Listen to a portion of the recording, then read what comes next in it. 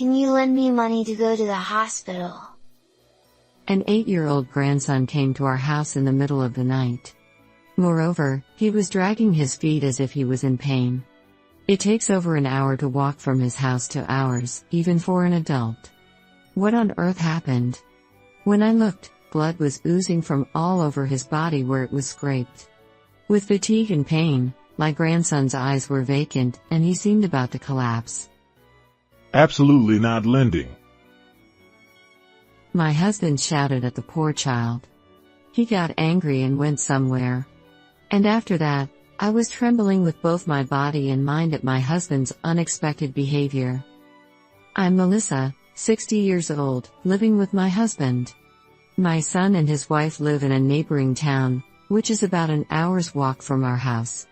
The train service is poor, so a car is essential for transportation. My daughter-in-law Margaret is 6 years younger than my son, and they have an 8-year-old son named Anthony. Until now, my son Christopher often brought his son to our house, so I had been taking care of Anthony since he was a baby. On the other hand, my daughter-in-law rarely came, and I told my son to bring him over. However, Margaret seems to have been devoted to housework and child-rearing, and she wanted to make time for herself from now on. Furthermore, my son said, Margaret is very domestic and takes good care of us. He seemed to be very satisfied with the current state of their marriage. From here on, even if I am a mother, I cannot interfere, I told myself that, and let them do as they pleased. However, at that time, I didn't think at all that such a tragedy would strike later. That was when my son was promoted and decided to work overseas 6 months ago. Christopher, who is a doting family and doesn't want to be separated from his family even for a moment, wanted to leave America with his family. However, his wife expressed her opinion on that matter. Anthony has already started going to elementary school and has friends. It's cruel to transfer him. Of course, my son tried to persuade her. However, he was pushed by his wife and left for overseas alone with a heavy heart. And sadly, at the same time, Anthony stopped coming to our house. I had repeatedly asked Margaret to let us see Anthony, but every time she made excuses and refused. Still, I couldn't give up and begged her on the phone to let us see him even for a moment. Then Margaret became more and more angry and started to scold me. I can't stand having to worry about you guys when my husband is not here. Do you want to monitor me? No, I don't mean that. I just want to see Anthony's face for a short time at the entrance. Don't you understand that I don't want that? If you keep insisting, I'll tell Christopher to scold you. As soon as she said that, the call was abruptly disconnected. It seems hopeless no matter what I say. Maybe my daughter-in-law is just like that. My son had informed me by email that he was having a hard time working and sleeping in his new assignment. I didn't want to worry Christopher anymore, so I decided to wait until he returned home. And before I knew it, more than half a year had passed since I last saw Anthony. My husband and I looked at Anthony's photos every day to ease the loneliness of not being able to see him. Edward's favorite was a group photo of Anthony's entrance ceremony.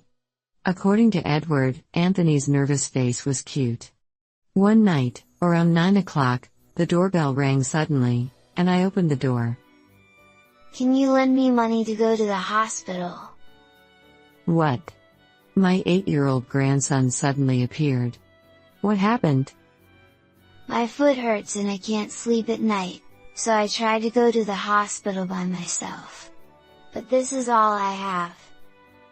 When Anthony slowly opened his palm, there were 3 10-cent coins. Apparently, my grandson came here dragging his feet in pain for over an hour.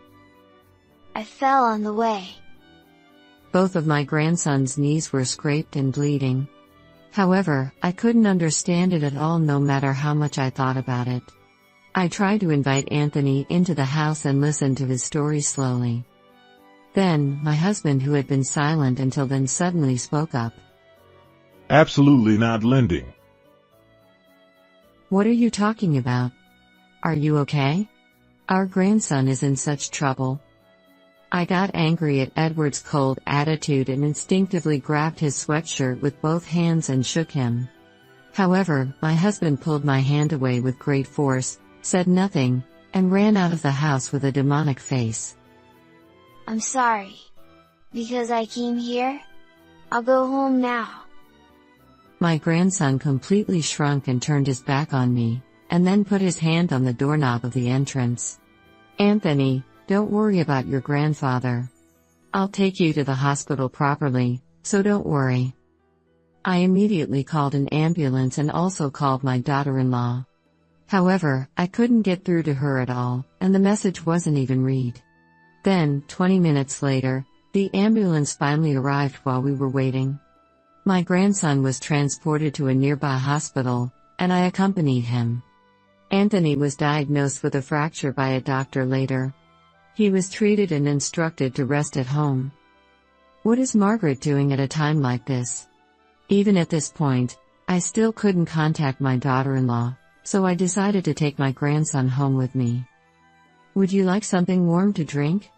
Come to think of it, you liked honey tea. I'll prepare it now, so Anthony, sit in that chair and wait. As soon as I arrived home, I boiled water. Then, my grandson suddenly approached me. Oh dear, you have to sit quietly. No, Grandma. Listen to me. At that time, I was told the shocking truth by Anthony. My grandson, who confessed everything, had big tears in his eyes. I see. It was tough. But you can relax now. I hugged him tightly as if to wrap him up gently. And after that, I was informed of an unexpected event by an unexpected person. Those guys who made Anthony feel this way, they won't get away with it. The flames of revenge burned fiercely within me. The next day at noon, my daughter-in-law finally answered the phone. Anthony broke his foot and was treated at the hospital.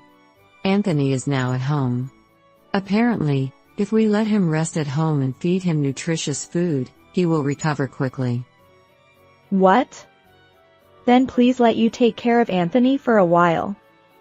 You must be happy to be able to take care of your grandson plenty after not being able to see him until now. I said, I understand, and hung up the phone without any further explanation. I had no intention of returning Anthony to that house. Even if Margaret told me to come and pick up the child now, I was determined to keep my grandson by my side, so her response was just what I wanted. However, I was angry at her attitude as a mother. But I didn't want to ruin my plan by getting stuck in such a place. After that, while supporting my grandson, I ran around here and there for punishment, and finally everything was ready. Watch me, I'll make them scream right here today.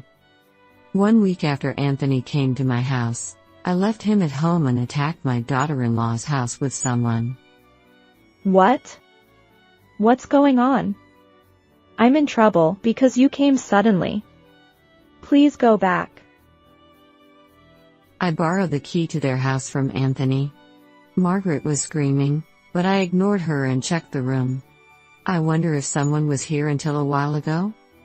When I looked, the room was generally tidy, but the sheets on the bed in the bedroom were abnormally messy. Please stop it. I'll call the police. Oh, Margaret, don't you have the right to say that? I heard everything from my grandson. Apparently, you leave him alone and go out to play at night. I told him not to tell anyone, even though it was so hard. Actually, what my grandson tearfully told me the other day was about this. According to Anthony, one day, when he caught a cold and felt lonely alone, he tried to stop his mother from going out at night. Even so, you pushed Anthony and went out to play. He hurt his ankle when he fell. My grandson always had been told by his mother, Don't tell anyone, including your dad, what you were scolded for at home. Otherwise, you'll skip meals. However, on that day, Anthony couldn't bear the pain anymore and thought that his always kind grandparents might be able to help him. He relied on his memory and dragged his painful foot to our house. If you have money to buy branded items, take your grandson to the hospital.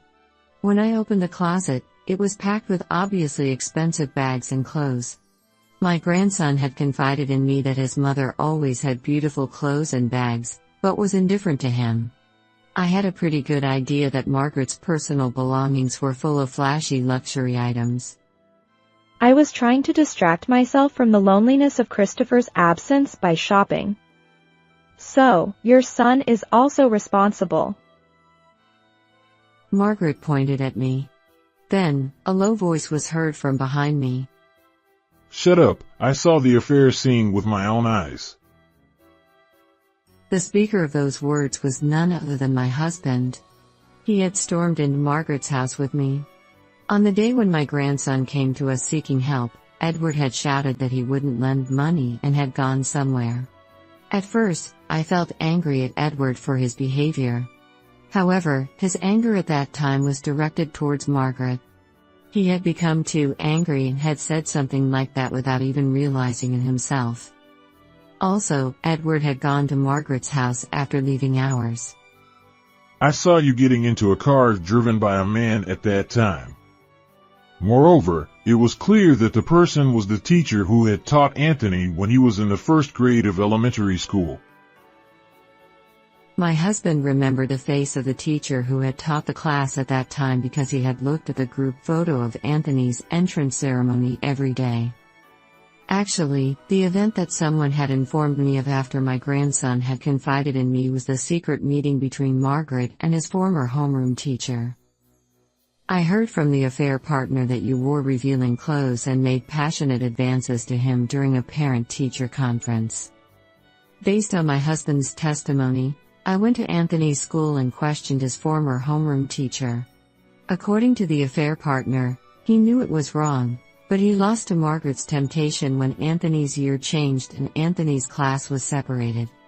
The former homeroom teacher repented and agreed to pay compensation without any resistance.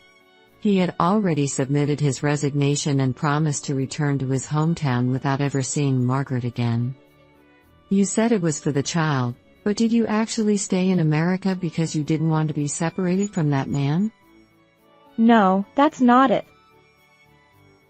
I pointed out to my daughter-in-law that she didn't take Anthony to the hospital because she thought it would be bad if it was revealed that she had pushed him and caused him injury, and that she didn't take Anthony to the hospital because she was afraid that my son, who was doting his son, would stop giving her an allowance if he found out. Then, probably because I had guessed the truth, Margaret couldn't hide her agitation and looked around nervously.